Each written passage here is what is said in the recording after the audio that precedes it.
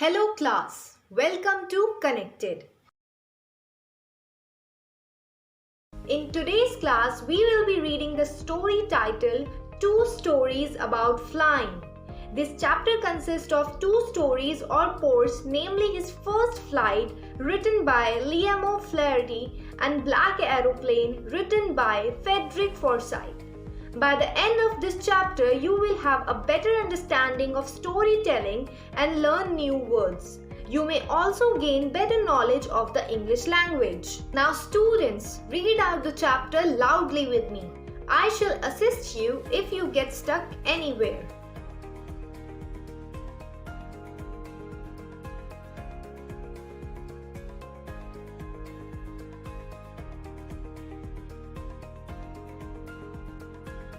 We now begin with the first story out of the two. The young seagull was alone on his ledge. His two brothers and his sister had already flown away the day before. He had been afraid to fly with them. Somehow, when he had taken a little run forward to the brink of the ledge and attempted to flap his wings, he became afraid. The greater expanse of the sea stretched down beneath, and it was such a long way down, miles down. He felt certain that his wings would never support him, so he bent his head and ran away back to the little hole under the ledge where he slept at night. Even when each of his brothers and his little sister, whose wings were far shorter than his own, ran to the brink, flapped their wings and flew away, he failed to muster up courage to take that plunge which appeared to him so desperate. His father and mother had come around calling to him shrilly, upbraiding him, threatening to let him starve on his ledge unless he flew away. But for the life of him, he could not move. Good. The story is about a young seagull who is at that stage of life where he has to learn to fly. Unlike his younger brothers and sister, he is too afraid to fly. When all of them went flying for the first time near the edge of the sea, all of them except him succeeded. He could not trust his wings. He got terrified by the vast sea and got convinced that he could never fly. As a result, he was ashamed and disheartened and thus went inside the ledge where usually he slept. His younger siblings managed to take their first flight despite their wings being shorter than his. But he could not summon the courage, though he tried so desperately. He was scolded by his parents for not trying again, but he was so afraid that he could not even move. Moving on, that was 24 hours ago. Since then, nobody had come near him. The day before, all day long, he had watched his parents flying about with his brothers and sister, perfecting them in the art of flight, teaching them how to skim the waves and how to dive for fish. He had in fact seen his older brother catch his first herring and devour it, standing on a rock while his parents circled around raising a proud cackle. And all the morning, the whole family had walked about on the big plateau midway down the opposite cliff, taunting him with his cowardice. The sun was now ascending the sky, blazing on his ledge that faced the south. He felt the heat because he had not eaten since the previous nightfall. He stepped slowly out of the brink of the ledge and standing on one leg with the other leg hidden under his wing. He closed one eye, then the other and pretended to be falling asleep. Still they took no notice of him. He saw his two brothers and his sister lying on the plateau dozing with their heads sunk in their necks. His fathers were preening the feather on his white back. Only his mother was looking at him. She was standing on a little high hump on the plateau, her white breast thrust forward. Now and again she tore at a piece of fish that lay at her feet and then scraped each side of her beak on the rock. The sight of the food maddened him. How he loved to tear food that way, scraping his beak now and again to wet it. Very well, now he had been alone for a day after he tried because his parents were busy focusing on his siblings. They helped his sibling master the art of flying and diving for food. His older sibling even caught his first fish when he proudly ate at a rock while his parents celebrated it. That morning his parents taunted him for being a coward. The sun had now risen and he was feeling the heat more than ever because he was empty stomached since the night before. He stepped out of his ledge and pretended to sleep on one leg to gain the attention of his family. Still, no one noticed him. His siblings were sleeping. His father was cleaning his feathers with his beak, and his mother was standing on another plateau eating fish while she noticed him. The seagull got mad about seeing the fish because he was very hungry. He loved to tear away fish and scrape his beak now and then. Ga, ga, ga. He cried, begging her to bring him some food. Ga, kol, ah. She screamed back derisively, but he kept calling plaintively, and after a minute or so, he uttered a joyful scream. His mother had picked up a piece of the fish and was flying across to him with it. He leaned out eagerly, tapping the rocks with his feet, trying to get nearer to her as she flew across. But when she was just opposite to him, she halted, her wings motionless, the piece of the fish in her beak almost within reach of his beak. He waited a moment in surprise, wondering why she did not come nearer, and then, maddened by hunger, he divided at the fish. With a loud scream, he fell outward and downward into space. Then a monstrous terror seized him and his heart stood still. He could hear nothing, but it only lasted a minute. The next moment he felt his wings spread outwards. The wind rushed against his breast feathers, then under his stomach and against his wings. He could feel the tips of his wings cutting through the air. He was not feeling headlong now. He was soaring gradually downwards and upwards. He was no longer afraid. He just felt a bit dizzy. Then he flapped his wing once and he soared upwards. Ga, ga, ga, ga, ga, cool, ah. His mother swooped past him, her wings making a loud noise. He answered her with another scream. Then his father flew over him screaming. He saw his two brothers and his sisters flying around him, curveting and banking and soaring and diving. Good. He cried in a hunger to his mom while his mother screamed back angrily, but he kept crying, which soon turned into a joyful scream at the sight of his mother flying towards him with the piece of fish. He got excited as she came near and thus leaned forward. Suddenly, she stopped not too far from him. Out of excitement and hunger, he divided at the fish, without realizing for a moment that he was afraid to fly. He got so excited that he fell as soon as he tried. For a moment he was in a shock and stood still out of terror. And this lasted only for a moment, and soon his feathers opened as he flew. He could feel the wing against his breast feather, stomach and his wings. He could feel himself cutting through the air. He was not afraid anymore. He was just a bit nervous, but then his mother accompanied him. The whole family screamed out of excitement, thus celebrating his victory over fear. Let's proceed to the next part. Then he completely forgot that he had not always been able to fly and commended himself to dive and soar and curve, shrieking shrilly. He was near the sea now, flying straight over it, facing straight out over the ocean. He saw a vast green sea beneath him, with the little ridges moving over it, and he turned his beaks and sideways and cawed amusedly. His parents and his brother and sister had landed on this green flooring ahead of him. They were beckoning to him, calling shrilly. He dropped his leg to stand on the green sea. His legs sank into it. He screamed with fright and attempted to rise again, flapping his wing. But he was tired and weak with hunger, and he could not rise, exhausted by this strange exercise. His feet sank into the green sea, and then his belly touched it, and he sank no farther.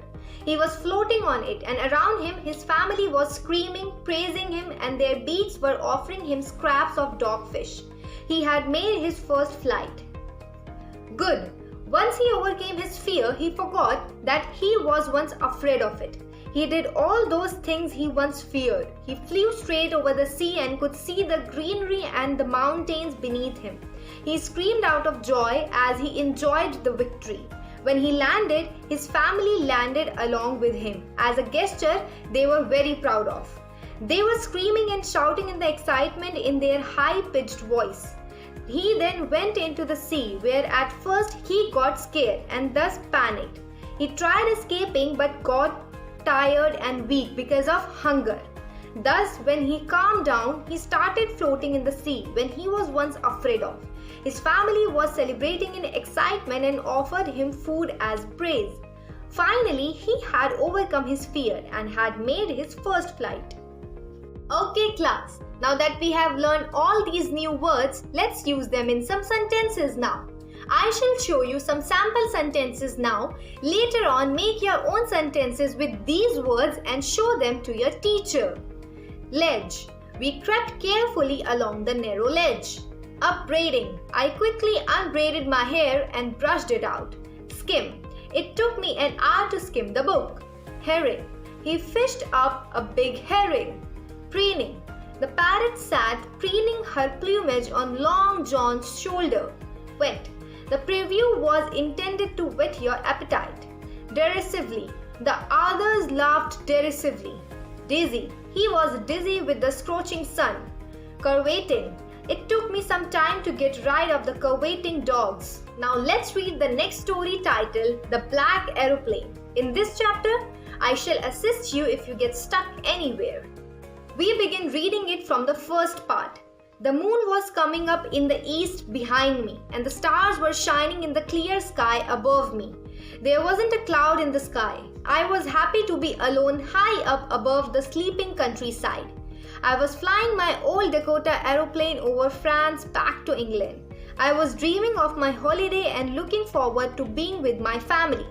I looked at my watch. 1:30 in the morning. I should call Paris control soon, I thought. As I looked down past the nose of the aeroplane, I saw the light of a big city in front of me. I switched on the radio and said, Paris Control Dakota, DS 088 here. Can you hear me? I am on my way to England. Over. The voice from the radio answered me immediately. DS 088, I can hear you. You ought to turn 12 degrees west now. DS 088, over. Good. It was the night time when the sky was clear and the star could be seen twinkling. The pilot felt peace in being above a country that had fallen asleep while he was flying over France to England. It was 1:30 in the morning and he was fantasizing about holiday with his family. When the aeroplane was in France, the pilot thought of informing the Paris control personnel about its presence and for instruction. At that time, lights from Paris city were blaring at him. He informed the control agency, to which they replied with further instruction on the direction. The control room at Paris instructed him to turn 12 degrees towards the west. I checked the map and the compass, switched over to my second and last fuel tank, and turned the Dakota 12 degrees west towards England. I'll be in time for breakfast, I thought. A good big English breakfast. Everything was going well. It was an easy flight. Paris was about 150 kilometers behind me when I saw the clouds. Storm clouds. They were huge. They looked like the black mountains standing in front of me across the sky. I knew I could not fly up and over them, and I did not have enough fuel to fly around them to the north or south. I ought to go back to Paris, I thought. But I wanted to get home. I wanted that breakfast. I'll take the risk, I thought, and flew that old Dakota straight into the storm. Inside the clouds, everything was suddenly black. It was impossible to see anything outside the aeroplane. The old aeroplane jumped and twisted in the air. I looked at the compass. I couldn't believe my eyes. The compass was turning round and round and round. I was dead. It would not work. The other instruments were suddenly dead too. I tried the radio. Good. After receiving the instruction, the pilot greed up and followed them while putting the last fuel tank into operation.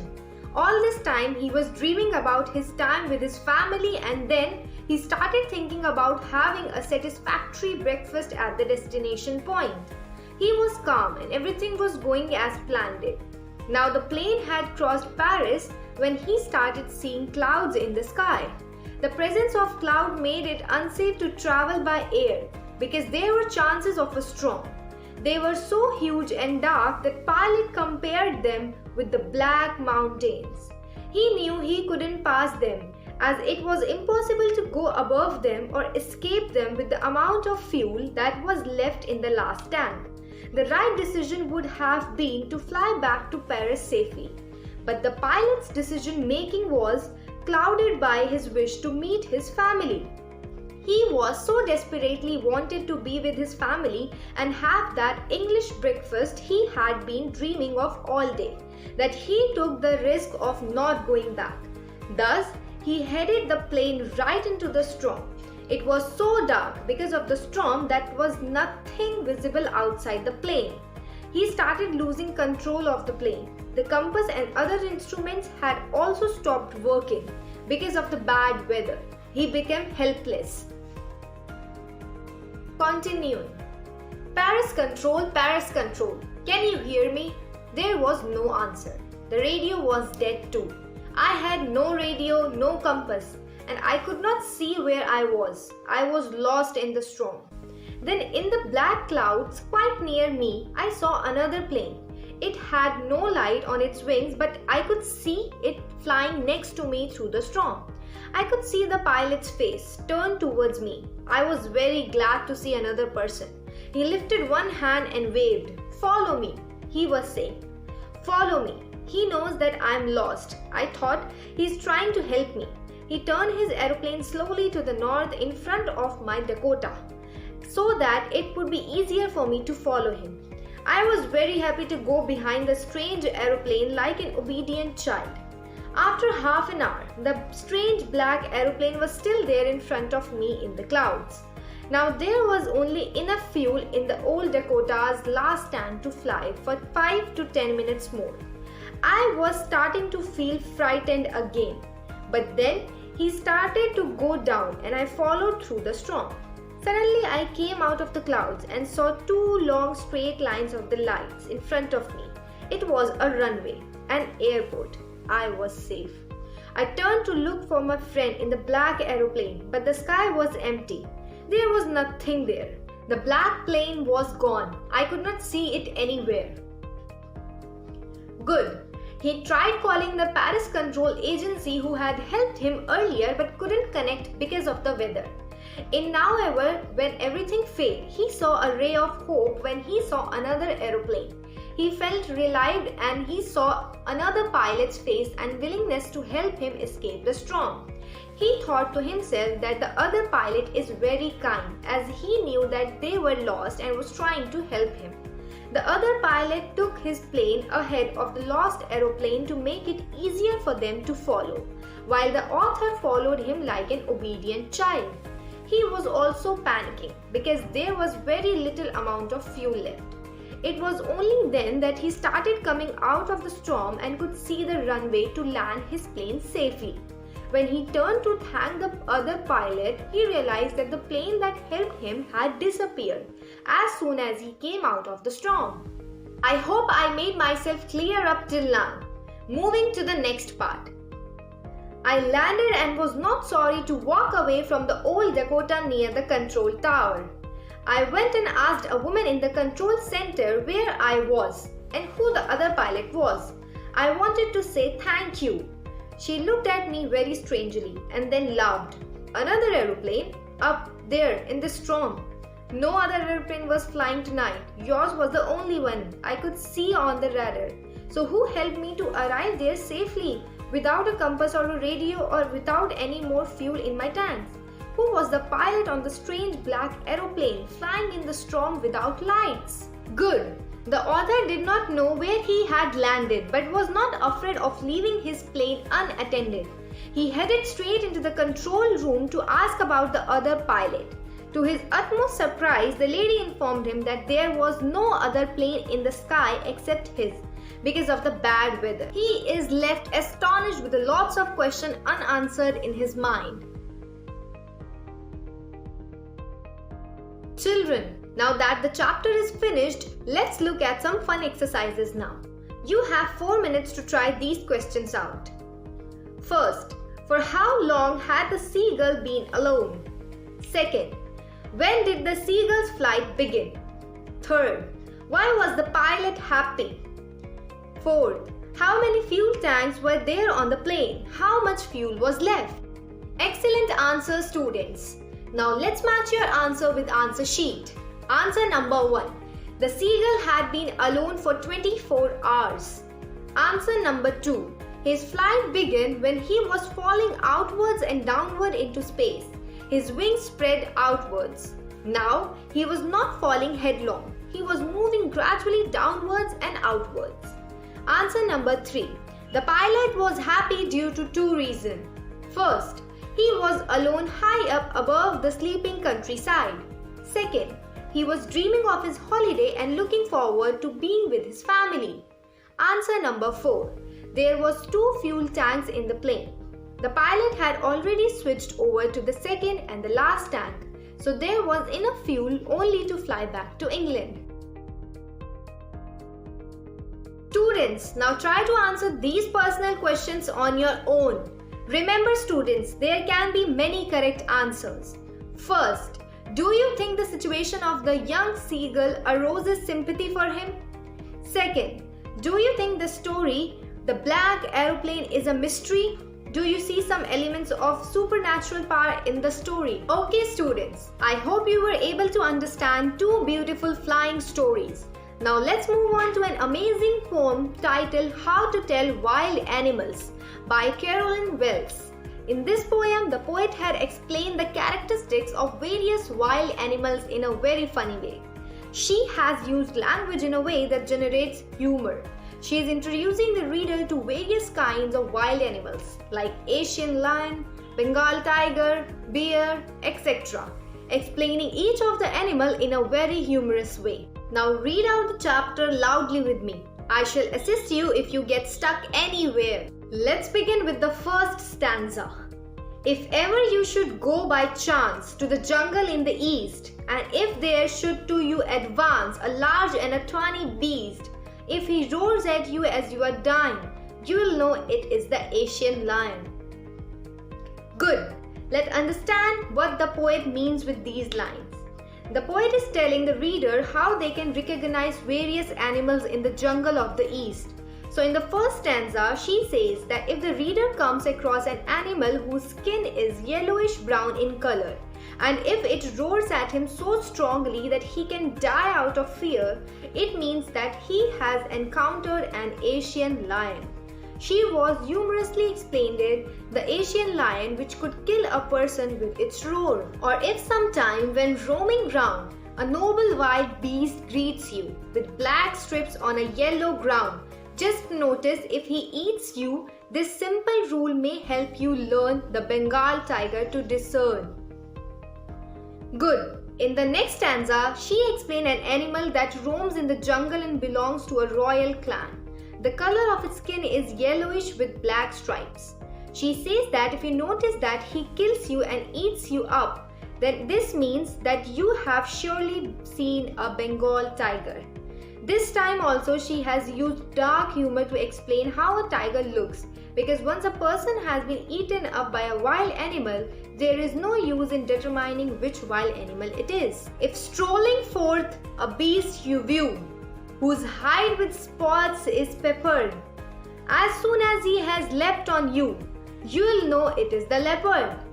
'Twill do no good to roar with pain, he'll only leap and leap again.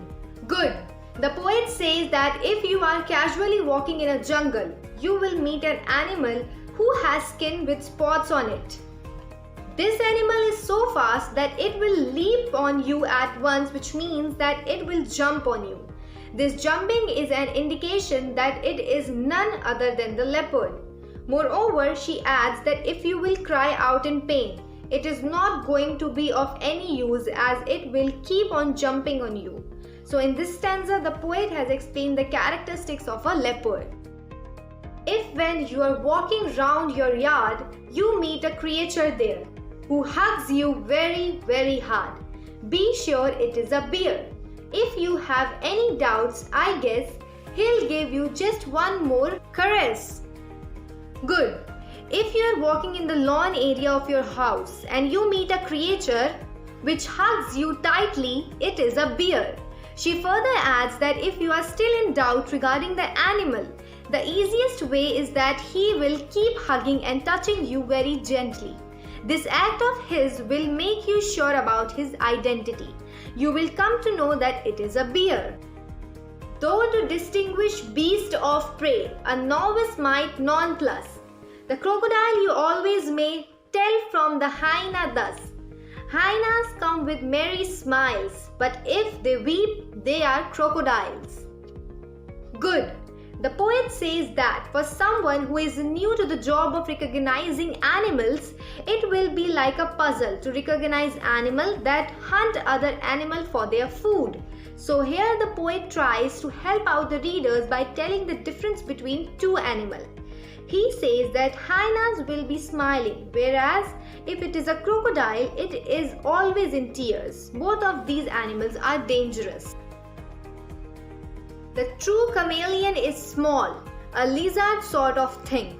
He hasn't any tears at all, and not a single wing. If there is nothing on the tree, 'tis the chameleon you see. Good. The poet says that the next is chameleon, which is a small creature.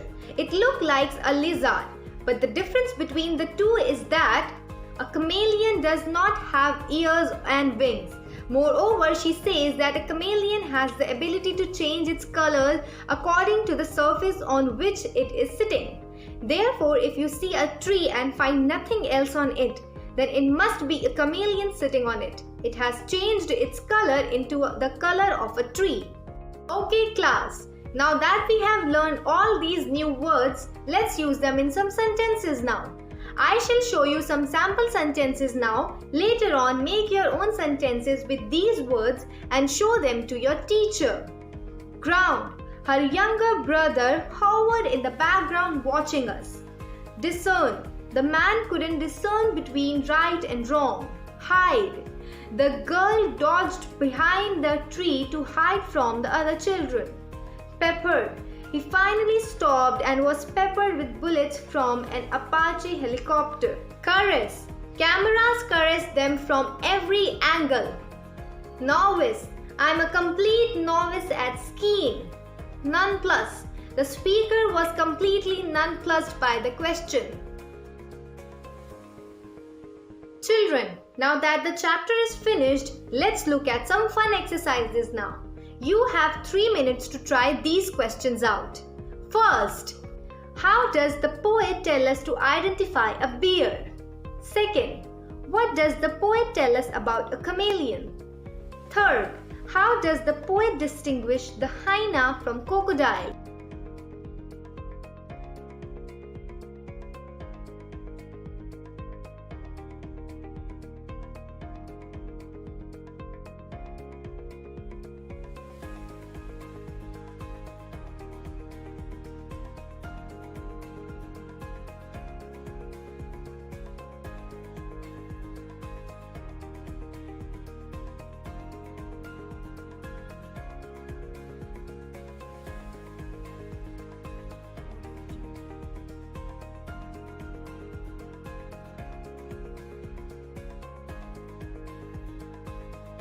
Excellent answers, students. Now let's match your answers with the answer sheet.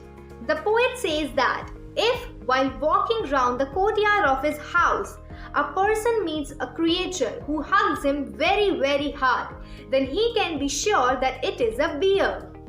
Answer number 2. The poet tells us that a chameleon is found on a tree. It is a creature which can change its color according to the surroundings. It is very difficult to see a chameleon on the tree because it changes its color according to the color of the tree. Answer number 3. The poet tells us how to distinguish a hyena from a crocodile. A hyena is an animal who can laugh. The poet says that if a creature greets a person while smiling merrily, then that creature is hyena. If a creature sheds tears while swallowing a person, then it is a crocodile. Students, now try to answer these personal questions on your own. Remember students, there can be many correct answers. Appearances are deceptive. Cite examples from the poem How to Tell Wild Animals to corroborate this statement. That's it for today's class. Thank you and hope you all had a fun learning.